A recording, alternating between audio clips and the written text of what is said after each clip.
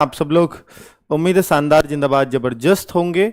बच्चों, SSC GD वाला बच्चा काफ़ी छोटा बच्चा होता है, मैं आपको बता दूं, और सबसे ज़्यादा वो गलतियां फॉर्म भरने में करता है। बहुत सारे बच्चों का मैंने देखा है कि फॉर्म की छोटी सी गलती से या तो वो चॉइस गलत ले जाएंगे। बच्चों, ऐसा हुआ है पिछली भर्ती में तो कम बच्चों का हुआ, उससे पहली वाली भर्ती का अगर मैं आपको बताऊं तो फर्स्ट रैंक लाकर के एक लड़की बीएसएफ उसको मिला था। तो जब उससे पूछते हैं ऐसा क्यों, क्योंकि सर मुझे जानकारी नहीं थी। अब बीएसएफ कोई, देखिए, अगर देश सेवा बिल्कुल अग्रिम पंक्ति में रह करके करनी है कि भाई मुझे दुश्मनों से लड़ना है तो बीएसएफ ले लीजिए, बीएसएफ लेते हैं। वो बाई चॉइस शायद कोई नहीं ले पाएगा या कोई नहीं लेना चाहेगा, क्योंकि ड्यूटी भी बहुत हार्ड होती है।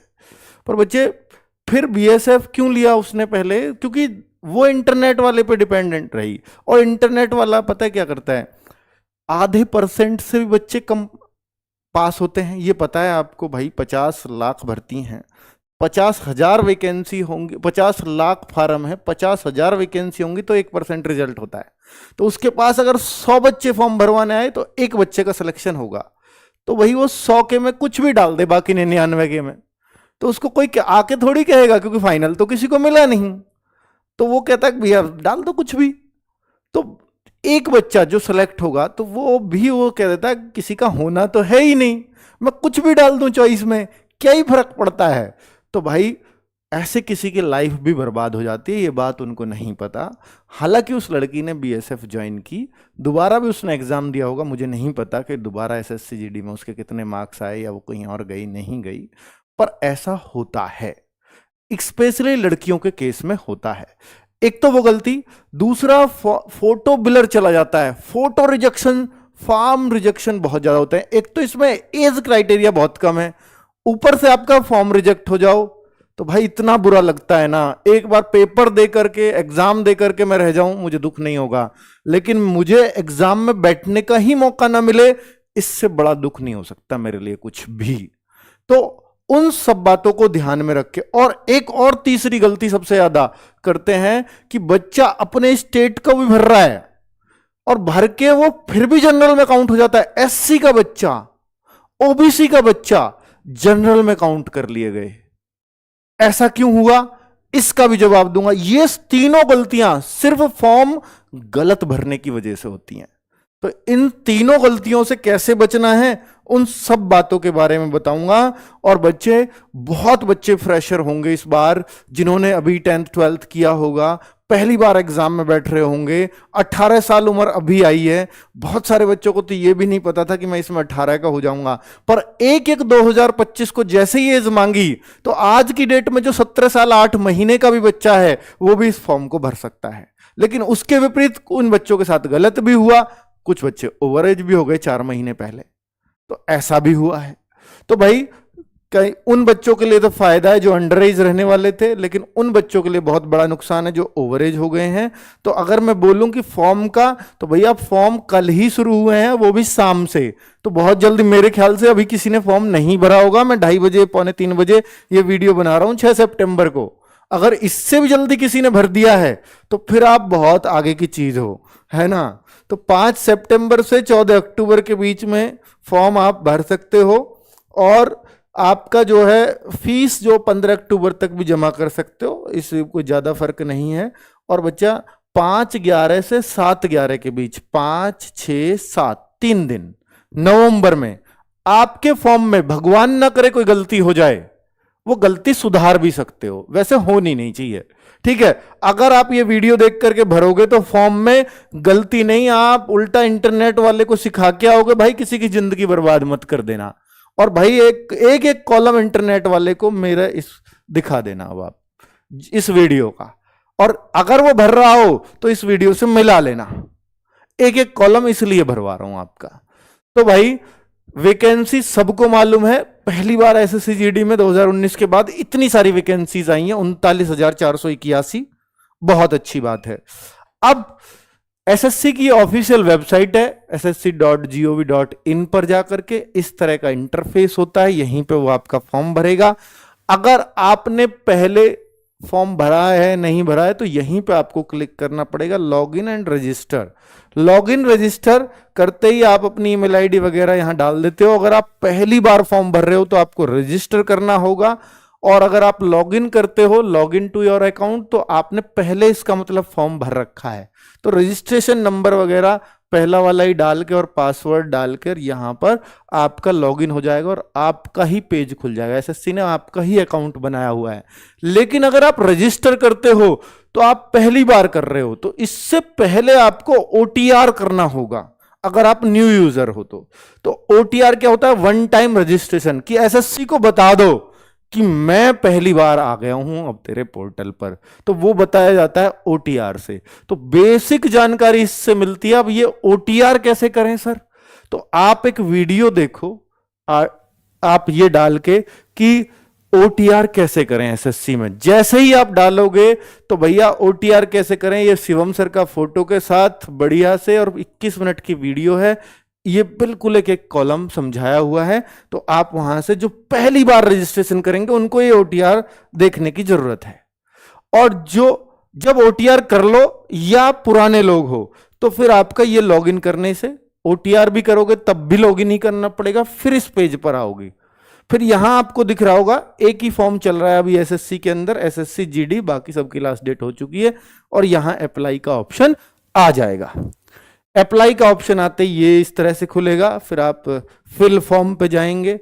फिल फॉर्म में ओटीआर चूंकि आपने कर दिया, और जिन्होंने पहले कर रखा है उन सबकी ऑटोमेटिक ये डिटेल फिल हुई आएगी। आपको कुछ नहीं करना कि आपका नेम क्या है, क्योंकि ओटीआर में भरवा लिया था उसने। फादर नेम क्या, वहां भरवा लिया। मदर नेम क्या, वहां भरवा लिया। डेट ऑफ बर्थ क्या है, एज, ये सब कुछ भरा हुआ है। जेंडर क्या, कैटेगरी क्या है, बेसिक इंफॉर्मेशन ये ओटीआर में देनी हुई होती है, और ये ऐसे ऐसे करके आ जाएगा। ठीक है, तो ये सब कुछ ओटीआर में शिवम सर ने बताया हुआ होगा उस वीडियो में कि कैसे कैसे भरें बेसिक जानकारी को। जब ये ऐसे हो जाए तो फिर आप इसको नेक्स्ट एंड सेव करेंगे तो सक्सेस हो जाएगा कि हाँ भैया मुझे यही करना। अब तक कुछ भी एडिट नहीं करना पड़ा, पर अब करना पड़ेगा। देखिए, जैसे किसी ने पहले ओटीआर करा हो, ये इसको फिक्स नहीं करता, इसको मतलब हाईएस्ट एजुकेशन क्वालिफिकेशन, क्योंकि ये बढ़ सकती है आपकी। तो भाई पहले ग्रेजुएट थे, पोस्ट ग्रेजुएट हो गए, तो भाई इस तरह से, इसलिए सेलेक्ट करने का ऑप्शन आता है हायर एजुकेशनल क्वालिफिकेशन। यहां चाहिए सिर्फ 10th। आप 12th हैं तो 12th कर दें, आप ग्रेजुएट हैं, ग्रेजुएशन कर रहे हो तो मत भरना कुछ भी, फिर 12th ही भरना। अंडर ग्रेजुएट, भाई ग्रेजुएटेड तब भरना जब आपका फाइनल का रिजल्ट आ जाए, वरना ये मांगेंगे फिर आपसे सर्टिफिकेट। 12th भर दोगे तो 12th का मांगेंगे, और 10th भर दोगे तो सिर्फ 10th के ही मांगेंगे, वो आपकी मर्जी है। और 10th के सर्टिफिकेट के हिसाब से ही पूरा फॉर्म भरा जाता है, सारी डिटेल, स्पेलिंग। 10th और 12th में बहुत सारे बच्चे कहते हैं सर मेरे में केएम लगा हुआ है, मेरे में कुमार लगा हुआ है, मेरे में ये है, मेरे में ये है, मेरे में ये है। तो भाई आप सिर्फ 10th के हिसाब से ही भरना अपनी डिटेल। ठीक है, तो अब ये डिटेल्स ऑफ क्वालिफाइंग एजुकेशन, तो क्वालिफाइंग एजुकेशन है 10th, सबको 10th भरनी है यहां पर। ठीक है, और ये भरी हुई आएगी ऑब्वियसली। और ये educational status, qualification status passed, ये आपको भरना है। पासिंग ईयर, ये सब कुछ शायद भरा हुआ आ जाएगा जैसे ही आप 10th भरोगे, इसलिए ब्लैक कर दिया है। रोल नंबर वगैरह सब कुछ, 10th का क्या रोल नंबर था, नहीं तो आप भर देना name of the board, 10th का रोल नंबर, परसेंटेज क्या रही, ये ओटीआर में भरवा लेगा। ठीक है, और नहीं तो यहां ये भरना पड़ेगा 64% है, या देखिए किसी के 64.44% है, तो परसेंटेज में ना भर के आप 64 भर दीजिए, पूरा कम ही भर के चलना है ना, ज्यादा मत भर देना। और ये फिर आपने सक्सेस कर दिया, ये आपका काम खत्म हो गया। और एडिशनल इंफॉर्मेशन ये है कि आप एक्स सर्विसमैन है तो नो भर दीजिए, अगर नहीं है तो हैं तो यस करना पड़ेगा। और whether seeking age relaxation, age relaxation के लिए अब यस और नो पे आइए, ध्यान से सुनना इस बात को। अगर आपकी एज 23 से ऊपर है, 24 है, 25 है, 26 है, यानी आप एज रिलैक्सेशन के कारण इस फॉर्म को भर पा रहे हो। 23 से कम है, आप किसी भी कैटेगरी में हो तो इसको नो करिए। और अगर आप 23 से ज्यादा हो और फॉर्म भर पा रहे हो तो आप ओबीसी होंगे, एससी होंगे या एसटी होंगे, तभी ऐसा हो सकता है। तो फिर आप इसको यस करिए। यस करके फिर वो आपसे ओबीसी कैटेगरी का कोड पूछ सकता है, अगर आप ओबीसी में हैं तो एससी का कोड, ये फिर अपने आप यस करने पे खुलेगा। ठीक है। Do you want to make your personal information available, government को देना चाहोगे आपकी पर्सनल इंफॉर्मेशन, तो यस दे दीजिए, कोई दिक्कत नहीं है। ये कहते हैं कि अगर भाई बेरोजगार बच्चा है ना, तो हमारे पास अगर कोई नौकरी आएगी प्राइवेट गवर्नमेंट की तरफ से, मान लीजिए मंत्रालय वगैरह में कहीं जगह निकलेगी, प्राइवेट स्टाफ भर्ती करना होगा, तो हो सके हम आपको कॉल कर दें, ऐसा आता नहीं है वैसे। चलो आगे बढ़ते हैं। तो ये हो गया सक्सेस। अब आगे बात कर लेते हैं एडिशनल इंफॉर्मेशन 2। अब ये एडिशनल इंफॉर्मेशन 2 में क्या चाहता है कि ये भी आपको करना है कि आपको एग्जामिनेशन सेंटर कौन कौन से 3 चुन लीजिए। प्रीफरेंस 1 आप अपनी मर्जी का दे सकते हो। प्रीफरेंस 2 जैसे किसी ने आगरा चुना, दूसरा मेरठ, तीसरा कानपुर चुन सकता है, कोई दिल्ली भी चुन सकता है। दिल्ली चुनते ही वो एनआर रीजन में आ जाता है। ठीक है। चलो और कहीं का भी चुन सकते हो, ये जरूरी नहीं है कि भाई आप महाराष्ट्र में रह रहे हो, यूपी के बच्चे हो तो महाराष्ट्र में जॉब कर रहे हो तो महाराष्ट्र का भी एग्जामिनेशन सेंटर चुन सकते हो, जरूरी नहीं है कि आप अपने यहां का ही चुनो। Medium for computer based examination, तो आप एग्जामिनेशन किस लैंग्वेज में देना चाहते हो, हिंदी में या इंग्लिश में, तो भाई हिंदी में, इंग्लिश में, बंगाली में, मराठी में, टोटल 15 लैंग्वेज है वो यहां भर दीजिए। अब कोई बच्चा कहेगा सर हिंदी में, पर कभी कभी मुझे बीच बीच में इंग्लिश का भी देखना पड़ता है, तो वो कोई दिक्कत नहीं, जो हिंदी भरेगा उनके लिए इंग्लिश आएगी, कोई बंगाली भरेगा तो इंग्लिश भी आएगी साथ में। ठीक है। फिर हिंदी नहीं आएगी, तो हिंदी में भरते हो तो इंग्लिश अपने आप आएगी, इंग्लिश भरोगे तो भी हिंदी आ जाएगी। चलो, तो वैसे इंग्लिश भरने का कोई फायदा नहीं है, दूसरी लैंग्वेज जो हो उससे भरना, इंग्लिश तो आनी ही है। Verify medium for computer based examination, फिर से भर दो इसको, हिंदी ही सेम कह रहा है कि गलती से भर दियो कभी तो दोबारा वही भर दो कि हाँ पक्का यही चाहिए।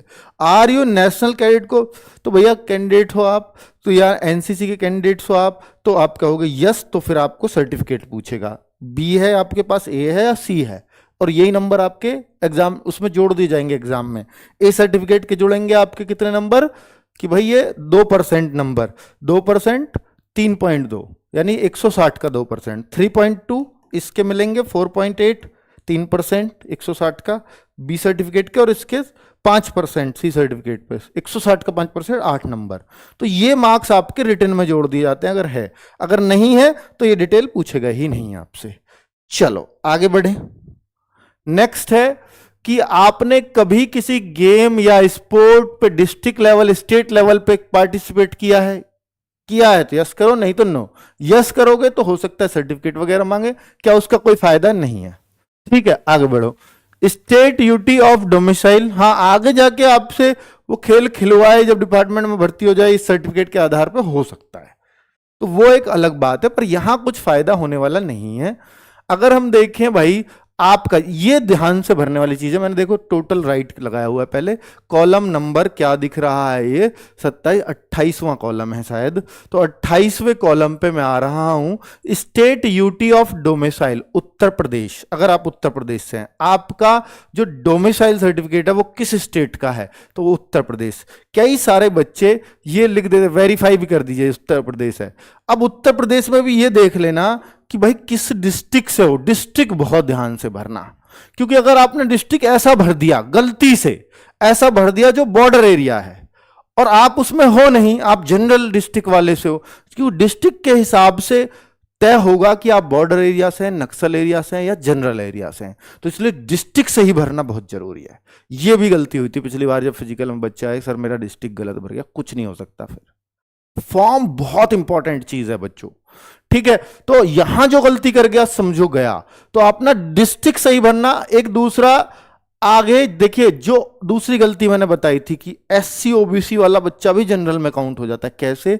Have you migrated from the state of your origin state to UT of your domicile.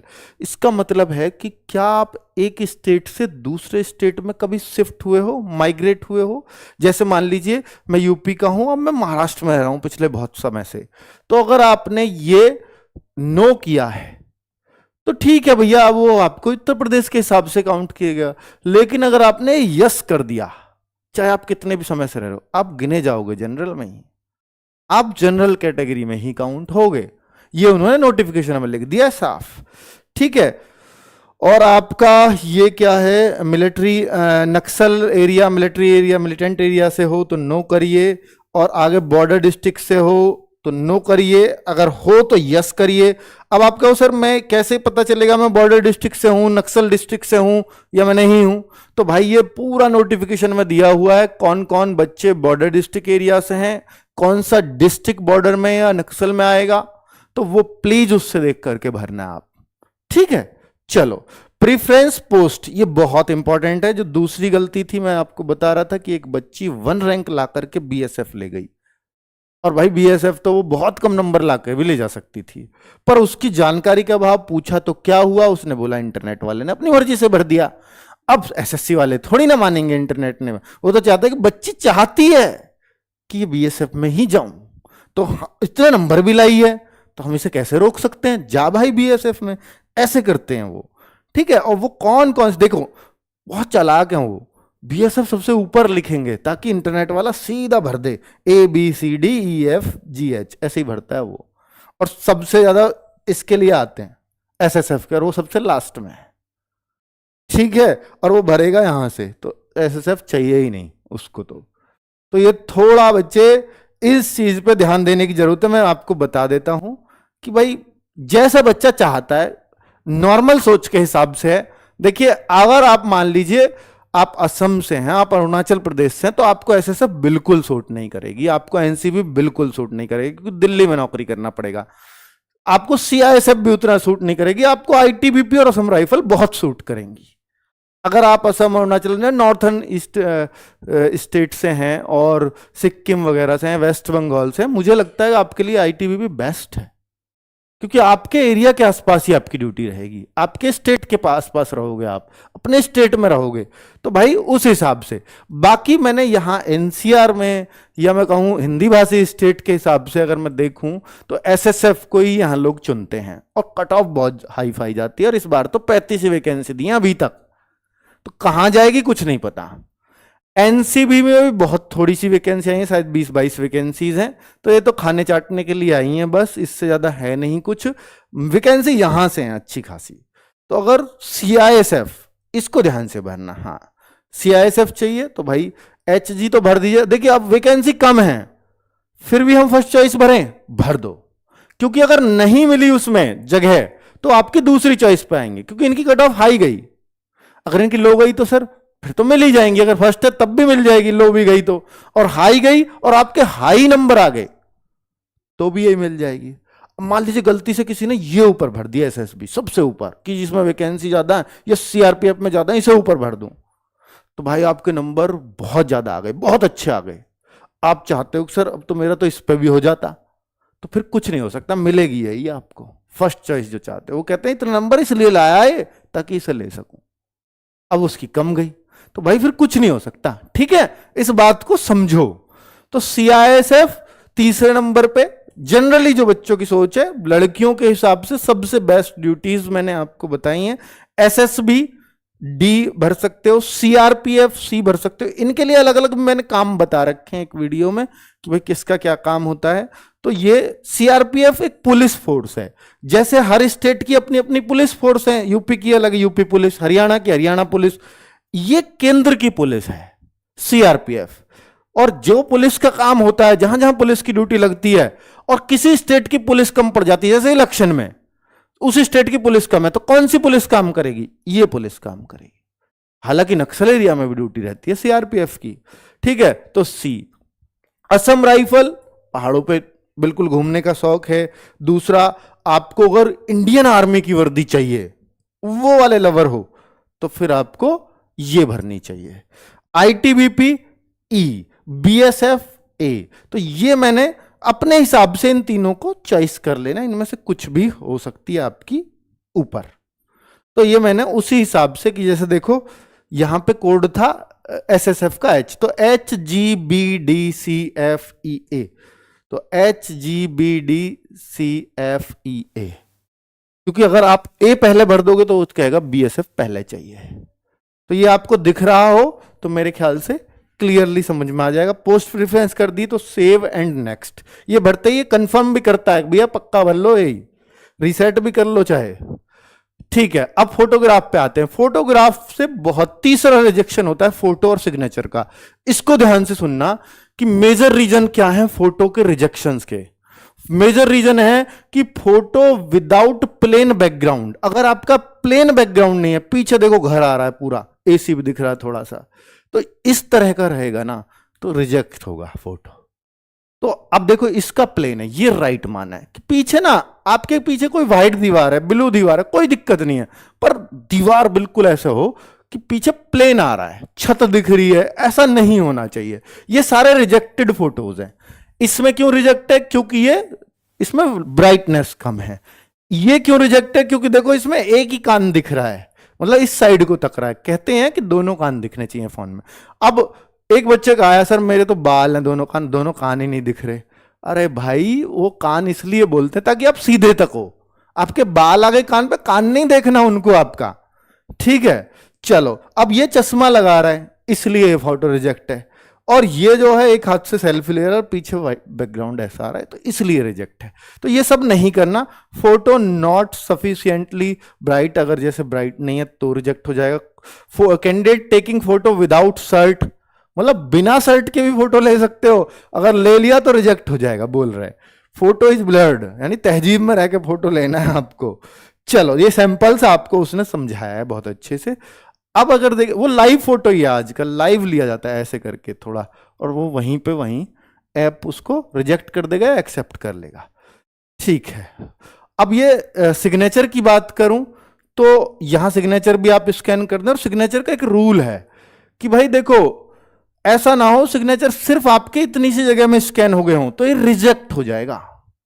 कह रहा है कम से कम बॉक्स का 80% एरिया घेर लेना चाहिए, इससे बाहर भी ना जाए आधे सिग्नेचर, वो भी गलत है। और मतलब कम से कम 80% एरिया में तो आना चाहिए सिग्नेचर, तो ठीक है। 80 से कम गया तो वो रीड नहीं करेगा, पूरे में आ जाए तो भी कोई दिक्कत नहीं, 80 से ज्यादा में ठीक है, पर इससे बाहर भी ना सिग्नेचर कटे भी नहीं, वरना फिर उतने ही सिग्नेचर माने जाएंगे आपके। ठीक है, ये फोटो इस तरह से जब सही वो आ जाएगा, मतलब जब आप ले रहे हो लाइव फोटो तो फोटो अपलोडेड सक्सेसफुली आ जाएगा, सेव कर देंगे और आगे बढ़ जाएंगे। ये सिग्नेचर अपलोडेड सक्सेसफुली आ जाएगा, इस तरह से वहां सिग्नेचर आ जाएंगे, सक्सेस हो जाएगा। दोनों फोटो और सिग्नेचर ऐसे दिखेंगे आपको, ये डमी फोटो मैंने आपको दिखा दिया है। चलो बच्चों क्लियर, तो ये सारी बातें क्लियर हो गई। अब यहां डिक्लेरेशन मांगेगा और सेव एंड नेक्स्ट करते चले जाएंगे, इसको टिक करके। ये हो गया। आप मेक पेमेंट पे जाएंगे तो आपसे वो यूपीआई या जो भी कुछ करना चाहते हो 100 रुपए की पेमेंट जिसकी लगती हो, और लगेगी किसकी पेमेंट? सिर्फ 3 की, जनरल, ईडब्ल्यूएस, ओबीसी के लड़कों की, बाकी किसी की पेमेंट नहीं लगेगी। ठीक है बच्चों, ये रहा पूरा फॉर्म फिलिंग का तरीका। अब बात आती है कि भाई जो फ्रेशर्स हैं क्या